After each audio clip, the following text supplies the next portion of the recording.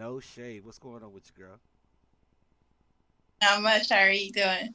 I'm good. I'm good. It's been a minute since we checked in and actually did an interview, and in that time, I have had the pleasure of watching you do some pretty awesome stuff.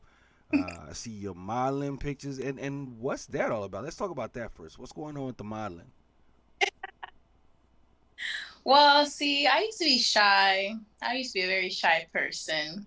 I don't And believe it. after a while, or just growing up and exploring life, I just decided that life is too short, It's time to open up, be free, do the things that I want to do. Because I don't want to be the type of person that is like, man, I shoulda, coulda, woulda. It's like, I look good. I can take some modeling pictures. I could do it too. They could do it. So, I look alright. bam. I look alright. I'm kind of curt. I'm kind of curt. All right, so I mean, had you ever modeled before? I mean, I know you've always kind of had that model type flag in the pictures that you normally take and whatnot, and in your fashion style and all of that. So, had you modeled before previously?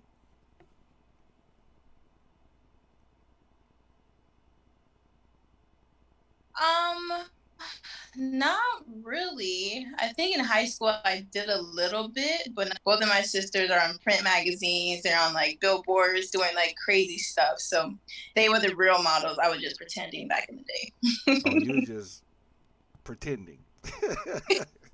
day. Now, see what a lot of people may not know about you is you actually used to be in the service. I do. I did. Actually, I still am. I still am. Okay, I didn't know you still were Yep. I'm still serving. NCO officer. What's your what No, kind I'm of an op. you're what? I'm a first lieutenant. A first lieutenant. I just got promoted like 2 weeks Silver ago. bar. Yeah. I ain't gonna lie. When I was in the army, I hated officers. I hated officers with a passion, cause I'm like this little young mug trying to tell me what to do. I ain't never fired a shot Right. in anger. So Yeah, it is hard because like most of the people that I'm in charge of, so most of them are older than me, so it is kind of hard. so what was that journey like? Becoming an officer. Not I mean as a black woman, number one, you got that challenge. And then as a black woman in the military, you got Right. that challenge. And now a black female officer in today's military, what is that like? Well, I went to HBCU, so of course when I before I became an officer, I was surrounded by, I guess role models, black role models that I could follow along with. I didn't start seeing challenges until I had to go to this thing in the summer called advanced camp. And that's when it kind of got real because most of the majority of the people there were Caucasian descent, and most of the higher ratings went to them. So that's when I started seeing the challenges of being a black individual in the service. Um, but right now, I think it's fairly. I haven't really seen any challenges. It's been good so far. Like I don't really let those things bother me as much as I used to because most of the better jobs definitely go to the Caucasian people. Not gonna lie, like anything they want is kind of like they get first choice. So it's like as much as I try like to strive and do what I can do to be as good as them, just never enough. I So see. I keep on striving, and at some point, what I do is gonna speak for itself. So Definitely. Definitely. Now, when you were, you know, starting to branch out more in music, did you feel like a tug of war was kind of going on between your life as a officer, your life as a aspiring artist, blow up model? mhm. Do you feel this like any kind of like a tug of war between those two worlds? Yeah, so as an officer, you're kind of just like people think like your mindset should just be military, military, military. You don't have no life outside the military. So I kind of was struggling because I was like, I'm gonna have to hide this, from my superior. I can't let them know because they're gonna bring me into the office and be like, your soldiers are gonna be saying this and this about you. You can't do music. So it's like it was kind of scary at first. Yeah, so it was scary at first. Some of my soldiers know that I do music now. Um, and I don't think my boss knows yet, but probably eventually. So you My gotta, platoon so sergeant. you really gotta kind of manage the blow up. Like, I can't blow up too fast and get too big, out here. Exactly, So I gotta exactly. pick So my my platoon sergeant battles. he was in love with my music, like so I was lucky in that aspect. I mean, I think But if yeah, they actually heard what I hear, um, I think they should be proud that they have such an incredibly talented officer, in their ranks. facts. When I listen to, and I'm not gonna, I'm hoping I don't spoil it for anybody and everybody watching. But when I listen to New to This, I mean, and it may have been because I'd already kind of been on my Yeah, Sade kick. I love Sade to death. I've been a fan of her since, I was, Jesus, 11, 12 years old. Um, and when I listened to it, the style of it just reminded me so much of her music. The way that she incorporates jazz, she incorporates her own culture into it. And I get it. right, She grew up in right, the UK or Britain for pretty right. much the majority of her life, but she still holds on to aspects of her culture that come speaking through. Like when I watch some of your videos, some of your lives on IG, all of the Nigerian come out. it all comes out like, okay, but it's good though. I think it's excellent. When I meet people from Africa, I feel like this is as close to the motherland as a lot of us are going to get, because that's our history as a people. We were cut off from our culture, and one of the Right. most negative experiences in my life that I can remember vividly is when I was in the army and we did some training in Egypt, and I was young, like hella young, still a teenager. Good God, I'm showing my age, but the Egyptian women to me, they were the finest thing I'd ever seen in my life. Like, damn. And I tried to talk to an Egyptian woman, and she told me, "You are not even a real black man," and that shit floored me. Like, I'm not a real black man. Oh, I had to look. What the police damn sure seem to think I am. So, right. where What are do you you getting say? that from? But and I did ask some people, because in my unit there was a guy. I forget his name. I want to say Archibald. I think that was his name, Archibald. Real proper English speaking dude, but he was from Senegal. And when I told him what happened, he was like, "Yeah, you might get that from some Africans. They feel like there are some Africans who feel like African Americans are like the word he the word he used was mongrels. It's like, because you're not. Mom.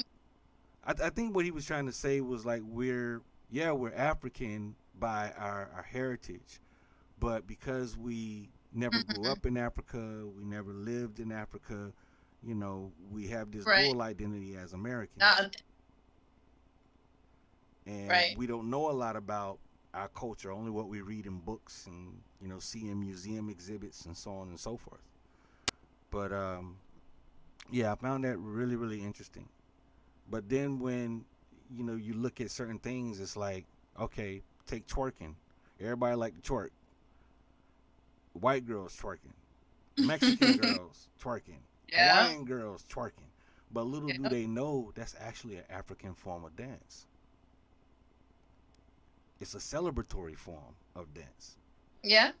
and they don't even know that shit. So, so it's like interesting how there there are so many elements of African culture embedded into American culture. That is Yeah, it's crazy. definitely. It's crazy. But getting back to the music side of things, you have been a busy, busy girl since you've been here. Things have I have. things Yeah. have definitely progressed since Moneybags. Moneybags seems like a whole lifetime ago, don't it? It does. It seems like wow. And I that was 18. Wow. Moneybags was 2018. So it was not even long ago, but it seems like forever and a day ago. Because since That's then, crazy. there's been Love Story, incredible Yeah. song, and a really really incredible video. Then there was probably the most notable one in my head since then, OMG. That shit was dope. Yeah. That was dope. That was like a mini movie. I But dug that. And yeah, then this recent one, um, well, Anniversary, but you were more or less just doing the hook on that one, right? On Anniversary. but, hmm, yep.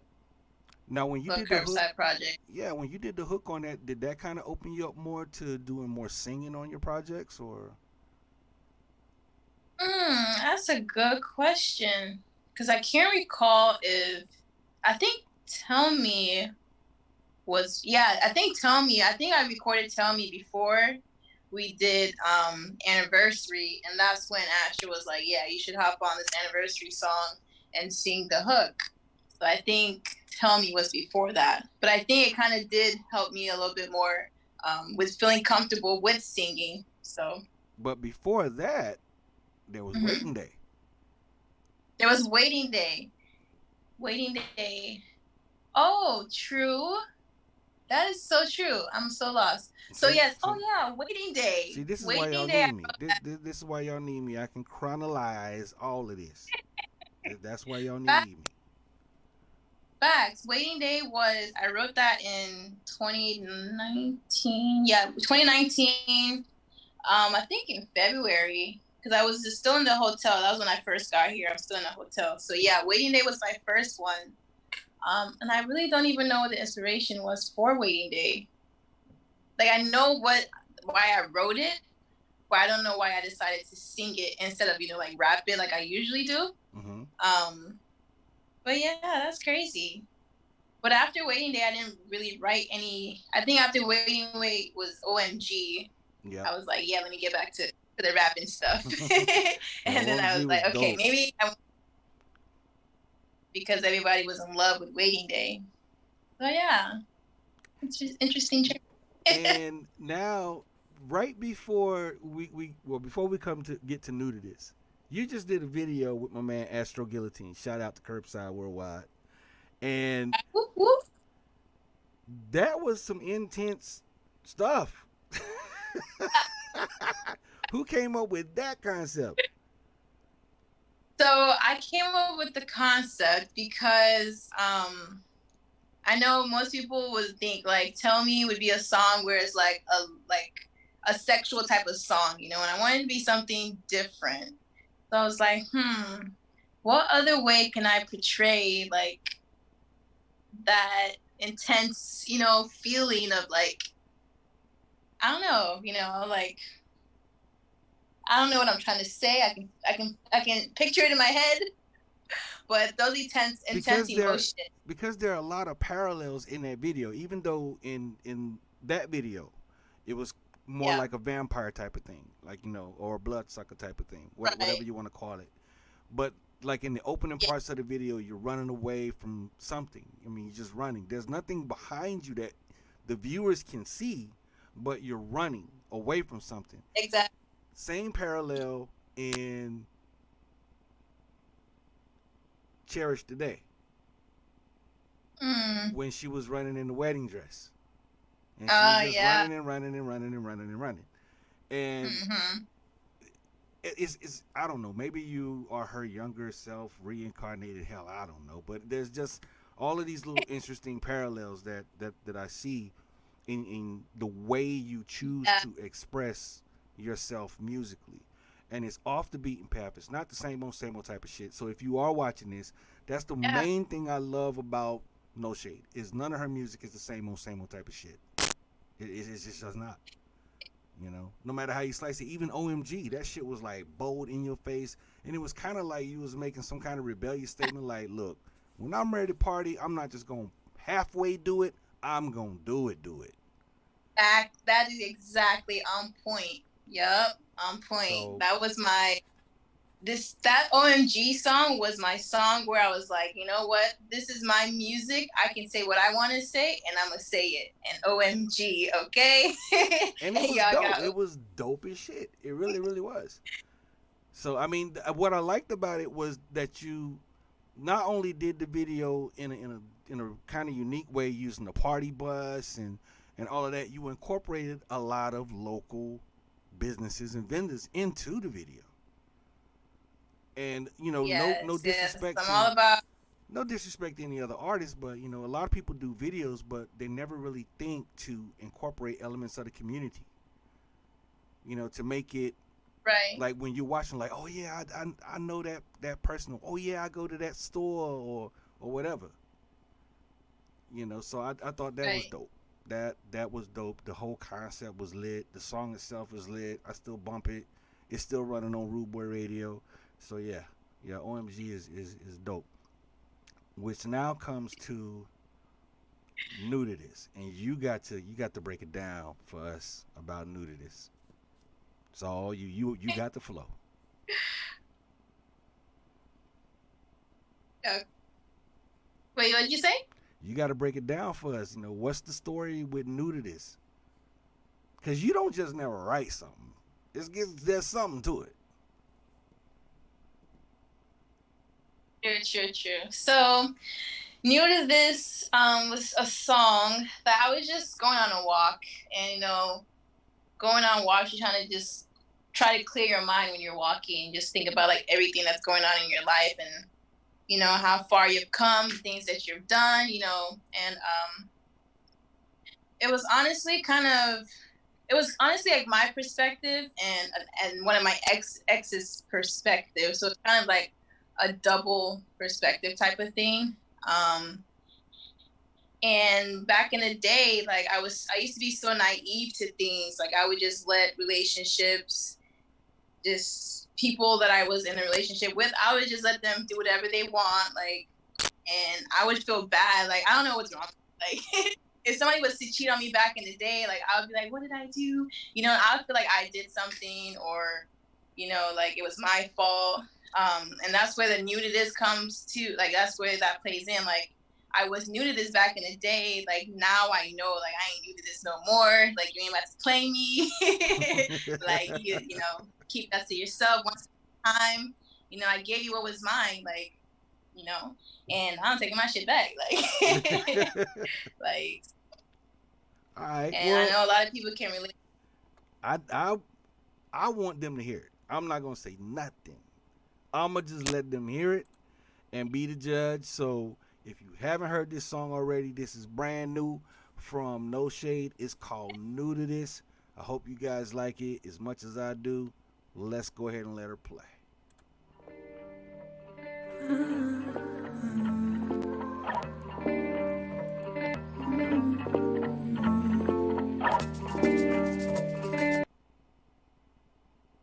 Uh-oh.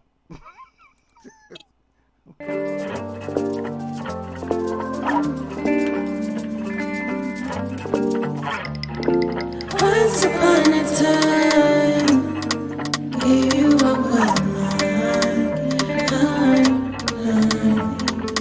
once upon a time, gave you a I'm new to this.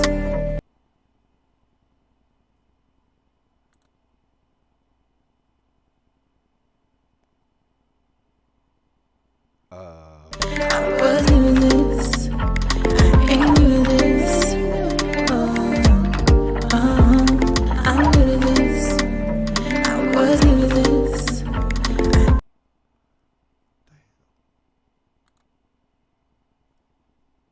Just skipping.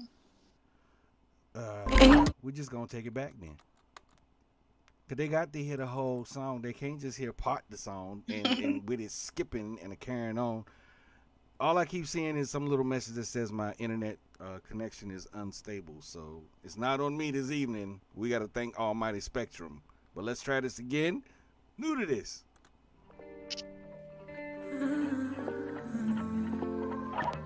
Good.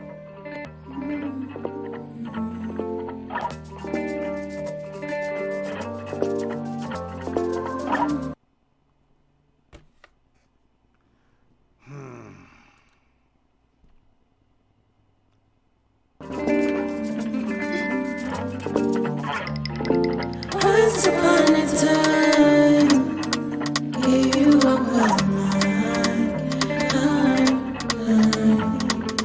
once upon a time, gave you all my I'm new to this. I was new to this. I ain't new to this. I'm new to this. I was new to this. I ain't new to this. You loved me, yeah. Once I was convenient for you. You need me, yeah. Once you see what I could do. I'm new to this. Was new to this. I ain't new to this. I'm new to this. I was new to this. I ain't new to this. Show me that you know that I'm in control. Make me lose my mind when we do decisions. Once upon a time, you walk once upon a time, gave you all I'm new to this. I was new to this. I ain't new to this. I'm new to this. I was new to this. I ain't new to this. Tell me something new. Say the story ain't true. Tell me that you tried. 'Cause I know you lie. You loved me, yeah. Once I was convenient for you. You need me, yeah. Once you see what I could do.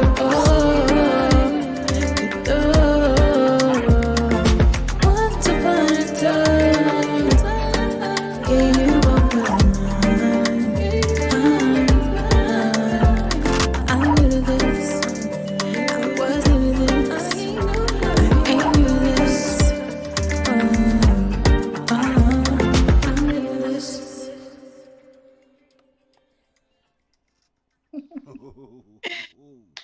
Yay. Yeah. Ooh wee. So I mean the whole vibe of that is just like damn. But it's deep and it's thoughtful and it's soulful and it's matter of fact, but it's not preachy. And I love that. Too many songs you hear from female vocalists, and I really don't mean no disrespect, but too many songs you hear from female vocalists, you know, and it's he done me wrong, and I'm Right. so hurt, and you know men ain't shit, and you know what I'm saying. So it's a fresh take on it, and I dig that. I think it's a really great song, a solid piece of work. Who produced that for you?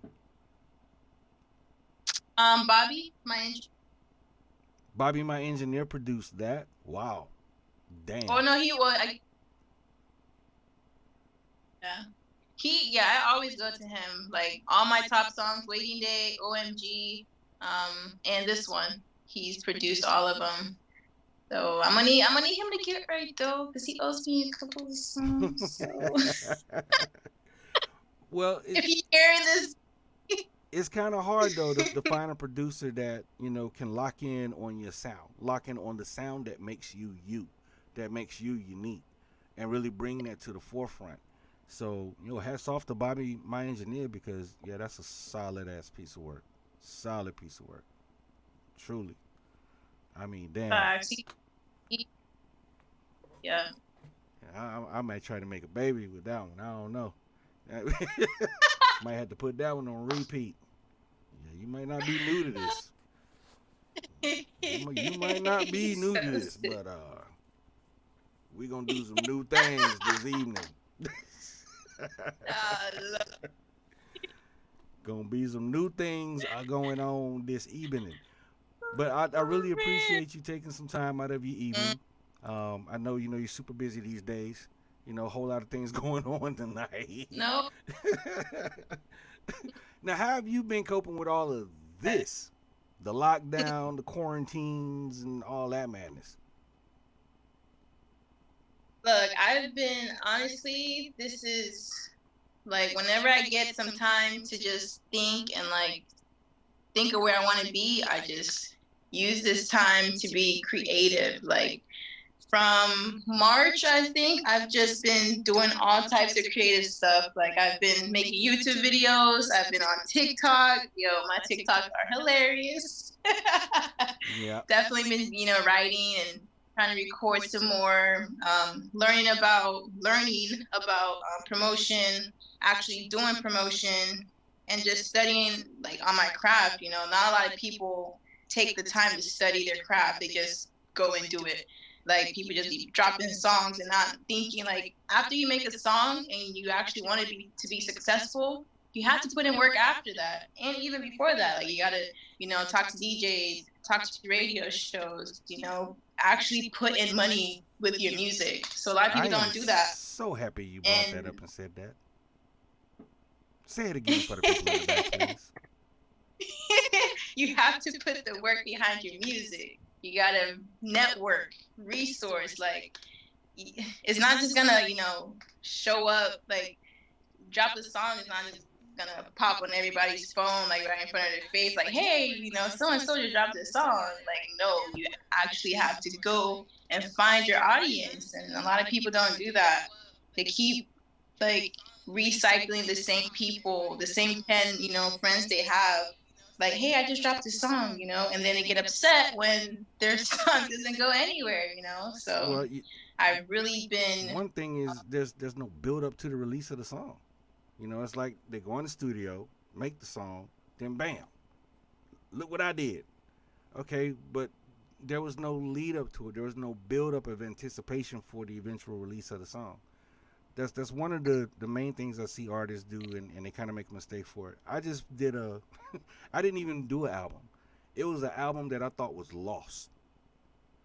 I mean, the computer was shot, and I thought this thing was lost forever. And then I come across it, cleaning out my closet, find the master CD, not my closet, but my storage unit, and find the master CD.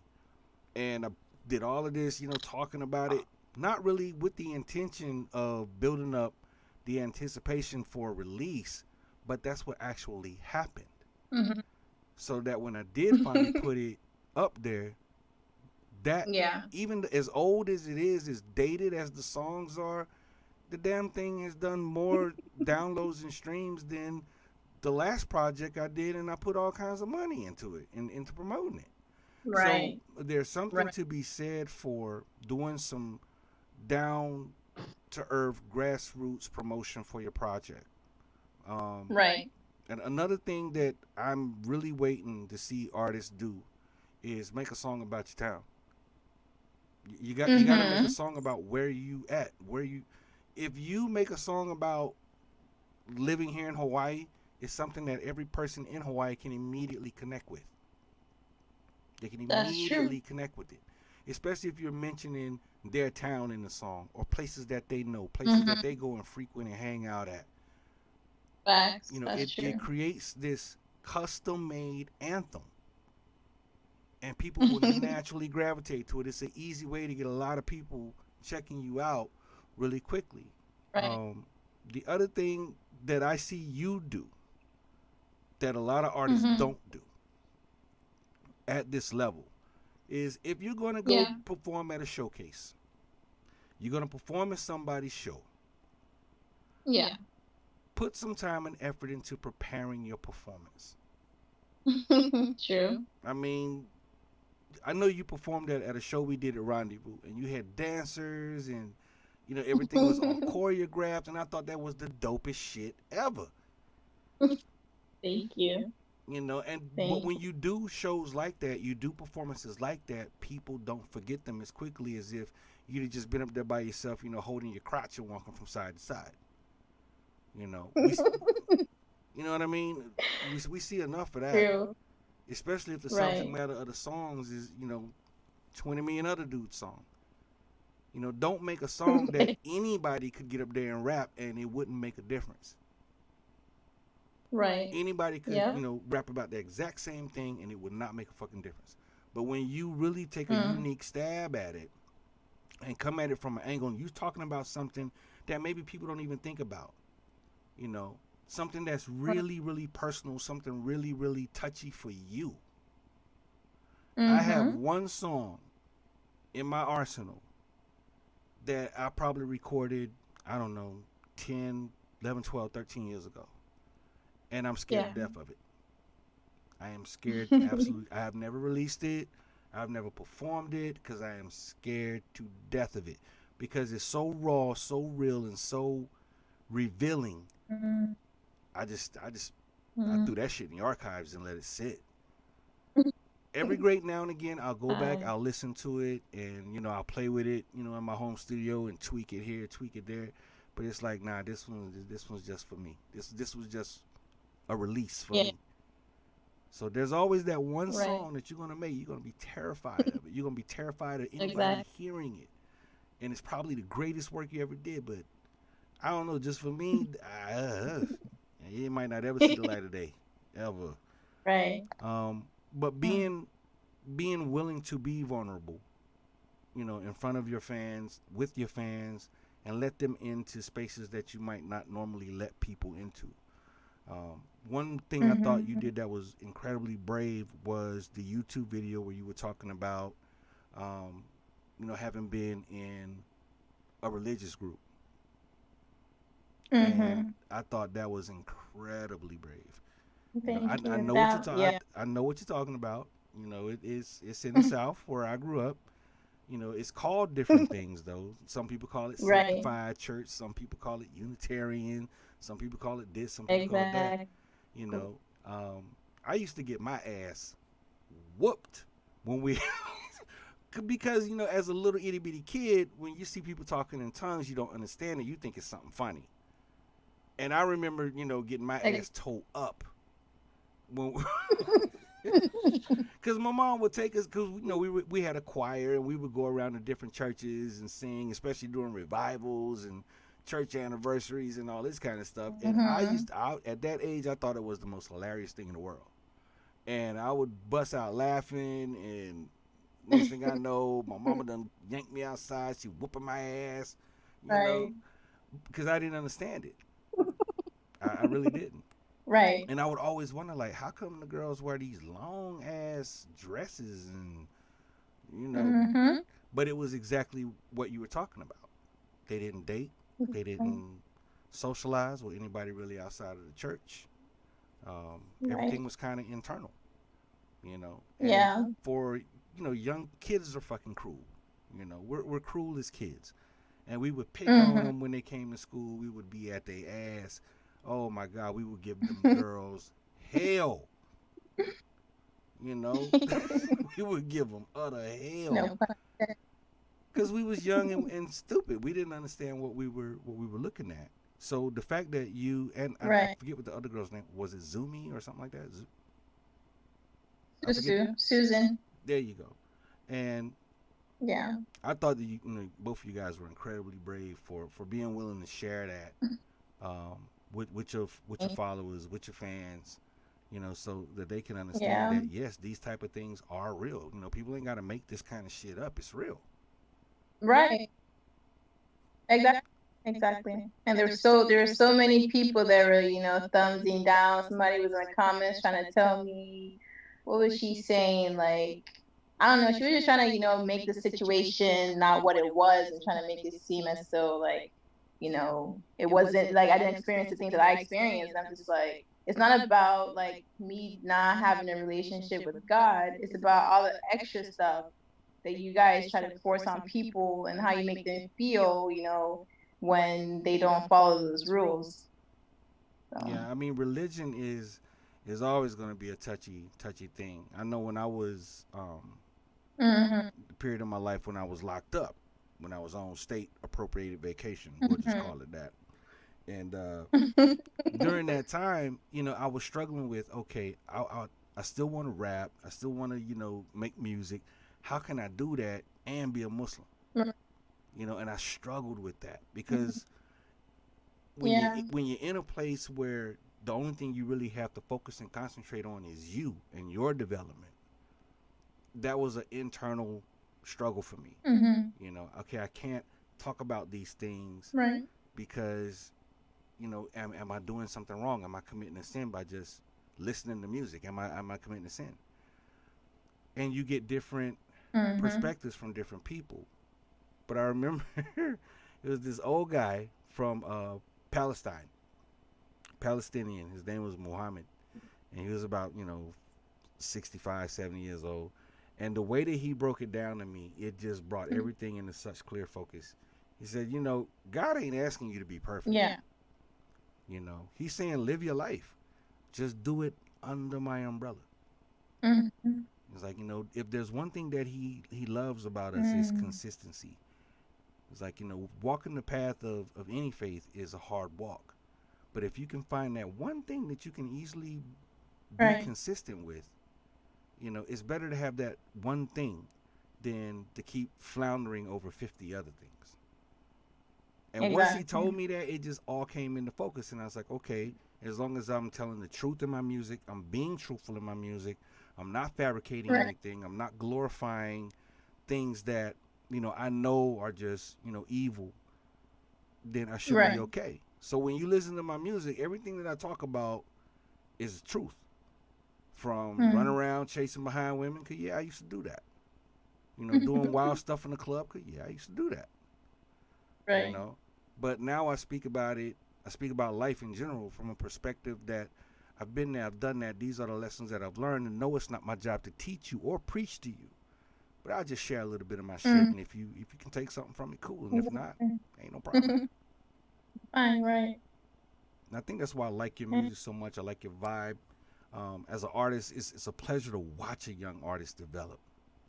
And I remember watching you first perform, and you were scared to death, terrified. And I was like, man, cut that shit out. Just cut loose. Let Right. go. And once I saw you starting to do that, it was like, okay, yeah, she breaking free now. She breaking out. Yeah. Took some time. Yeah, definitely. Like it's a learning process. Like when I first started performing, I still remember my first performance. Like, I was shaking like a leaf. October 3rd, 2018, I think. I was shaking like a leaf. I was so scared. I just, myself like, no matter what you do in life, you could be the most perfect person. Like somebody's still gonna judge you. Oh yeah. So it don't even matter. Just go there and do your thing. That's a popular saying of mine. So Is you could walk on water, turn yeah. piss into wine, shoot a bolt of lightning at your ass. Somebody somewhere still gonna have something negative to say about you. Exactly. So Facts. do Can't please your everybody. best you, and it's a pleasure to see you doing your best you through your music. Thank I I I, you. I always find myself checking to see what you got coming next. I mean, I Oh, really see you making we it. got some. Thank you. Thank you. That means a lot. Like all of this, I don't want all of what I've been doing to go to waste. And I'm so happy when people support me wholeheartedly. It's an amazing feeling. So are all these little single drops eventually going to accumulate into a full length project? See, that's what I'm working on. I'm working on an EP right now. Um, unless sometimes I just don't have any inspiration, and then all of a sudden, just bam, inspiration. I could record like 3 songs in one day. So, um, yeah, if right now I have enough for an EP, but I'm still working on it. I'm still listening to them and trying to see if I want to create an album or just stick with the EP. And because I know a lot of people ask me like, "When's your album? When's your album?" And I'm like, maybe I just want to do an EP. It's a couple of songs. Well, is there So I'm testing out. is there a What was place that? where a person can go and like just listen to everything that you've done so far? Um, well, on Spotify, I have almost all of my songs. I think on SoundCloud, I think I took off my mixtape. I can't remember. The only place I put my mixtape on was on SoundCloud, so it might still be up, but I'm not sure. Other than that, all of my other songs are on Spotify, Apple Music, YouTube. YouTube is a good one. YouTube definitely has everything. The infamous But YouTube. yeah, I've been dropping more stuff. I've been looking into more apps because I know Africa, they use Boomplay, so I've been trying to put my songs on Boomplay. Audio Mac is kind of like the African version of SoundCloud, so I've been putting it there too. But yeah, all you gotta do is just Google my name, and I'm sure you're gonna find something. And that's no shade, and the S is like a 5. In case y'all didn't know, no shade. The S is Yeah. like a 5. Trust me, no other artist is gonna pop up under Yeah. that name. Trust me. Exactly. If it do, then I don't know what I'm doing wrong. I ain't being creative enough. So be sure to head over to Spotify, look for No Shades Music, her brand new track, new to this. Go check it out, download it, stream it to death, share it with your friends, share it with your homegirls over some wine and cheese and fruit or whatever it is that ladies do when they want to talk shit about men. Mhm. And enjoy it. Right. Enjoy it. It would definitely compliment the moment. Definitely. Thank you so much for taking time out of your evening and sitting Thank in you. with me. I appreciate it. Thank you. All right, ladies and gentlemen, there you have it. Miss No Shade still doing the damn thing in the great 808 state. I'm Shango Da Don Ragga, and on behalf of my partner in crime, Lamar Mack, this has been a short but sweet episode of the Mack and the Don Show. I'll holler at y'all later. Y'all be easy, stay safe, and stay healthy. Good night.